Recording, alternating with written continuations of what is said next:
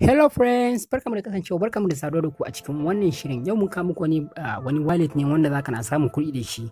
So ba maganan cewa sai kai wani deposit kafin nan a ce zaka na samun kuɗi. Just kawai in kai register, so bayan in kai register za a ɗauki $2 a baka, sannan kuma in kai inviting din wani kuma za a baka kuɗi. Sannan kuma wani ɗaya daga cikin abin burgewa game da wannan wallet din shine kamar yanzu ya kasance cewa kana inviting din mutane, so in ya kasance ka invite mutane da yawa da yake wallet team ba a yi launching din shi ba nan da karshen wannan watan da August din nan kenan, nan da karshen August din nan za a yi launching din wannan wallet. So kamar da kuka sani, inda tabbas ka yi inviting din mutane da yawa, so a kowane wata in ya kasance sun yi launching din shi, a kowane wata za a biyan ka salary sakamakon invited din mutane da ka yi zuwa cikin wannan wallet din. So idan wannan shine farkon zuwan ku channel, muna roƙon ka da ka danna mana alamar subscribe sannan kuma ka danna mana alamar karawa kan zuba da dama da kulli sabbin shirye mu za ku ga samuwa. So kamar da kuke gani a hakan nan, in kai register yanda kuke gani $2 nan, in kai register kawai za a dauki naira $2 a baka, sannan kuma in kai invite din mutum kuma za a dauki kuɗi a sake baka. So mu je ga video.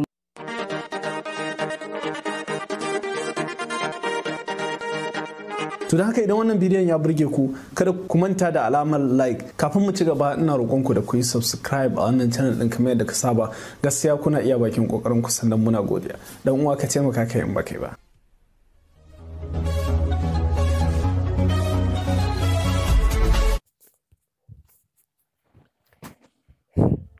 So abu na farko da za ka yi domin a ce ka saita wannan wallet shine za ka sa email ɗinka kamar da kuke gani a daidai nan wajen kenan.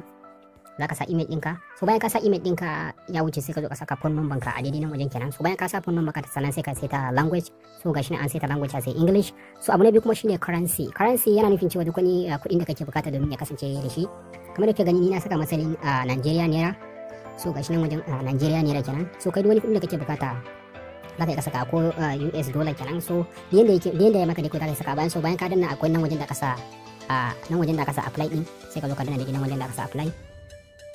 So wayannan shine setting da zaka yi a cikin wannan application. Bayan ka saita ka sa phone number ka, sannan zai kai ka cikin email ɗinka. Hamshi ga cikin email ɗin mu za ka gani da suka tura mana wani wannan verification code domin a yi verify ɗin account ɗin kenan. So kamar da kuke gani gashi nan yadda suka ce mana a nan wajen new login, muka mun sake login a cikin account ɗin. So wannan verify your email. So in ka sa email ɗinka da farko ka yi gaba, to za su ce maka za su yi ma message ta zuwa email ɗinka, sai ka zo email ɗinka, sai ka zo ka danna nan wajen da ka sa verify wa email. So sai ka danna wajen da ka sa verify wa email, daga nan shi kenan zai sake mayar kai zuwa cikin wannan application ɗin.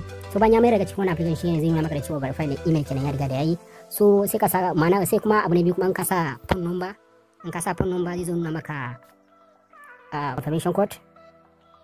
Kamar da kuke gani, wannan shine verification code. Kamar da kuke gashi nan, this your Mara verification code is gashi nan, wannan shine verification code da na saki nan. Sannan kuma expire in 15 minutes, a cikin nan da minti 15 kenan zai expire. Kaga kenan sai ya kasance cewa ka saka da wuri. So wannan application dai zan bar muku link din shi a description. Magana gaskiya wannan application ya kasance cewa application ne wanda an kawo shi, sannan kuma ba a yi launch din shi ba. Kamar ina ga muku zuwa nan da karshen December nan, to za a yi launch din shi. Kamar da kuke gani gashi nan da ka sa pending balance. So nan wajen kenan da ka sa pending balance.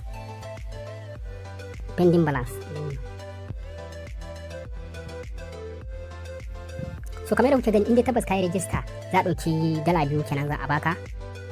Ga $2 a daidai nan waje an dauki $2 an bani. So kai man kai register za a dauki $2 a baka, sannan kuma an kai invited din mutum za a dauki $2 a baka. So kamar da kuke gani a saman nan akwai da ka sa pending balance. Wato kenan balance ya kasance yana zuwa kenan, ma'ana balance din bai shiga ba saboda sakamakon cewa wannan application din ba a yi launching din shi ba. So kamar da kuke gani a cikin application din, bayan da za a nuna maka wajen deposit ko wajen wani withdraw. Kamar da kuke gani ba wani wajen deposit ko withdraw. Daga wannan abun dashboard sai n, sannan kuma sai support, ma'ana kenan kana da wani in kana da wani matsala sai ka zo wajen support din nan kai musu bayani. So wajen da aka sa wajen n din nan kuma shine yanda za su baka wani verification code domin ka je ka referral code kenan, domin wani code ne wani link ne za su baka domin ka je kana tuttura ma mutane, wanda inda tabbas mutum ya shiga wannan link din ya yi register, so zana daukan wani kuɗi kuma ana ba. Kamar da na ga muku, in ya kasance cewa kai invited din mutane da yawa, zai zama cewa in an yi launching din wannan application din, in an yi launching din wannan wallet din, zama cewa kowane wata ana biyan ka. So wannan kan gaskiya yana da matukar tari. So abin da zaka yi kenan domin a ce ya kasance cewa kana samun kuɗi da wannan application. Abu na farko zaka shiga cikin Facebook ka searching make money online, to za ka gani group ne da yawa. So bayan ka zo a wajen group da yawa nan, sai ka zo ka dauki link naka in, sai ka zo kana sassakawa a ciki.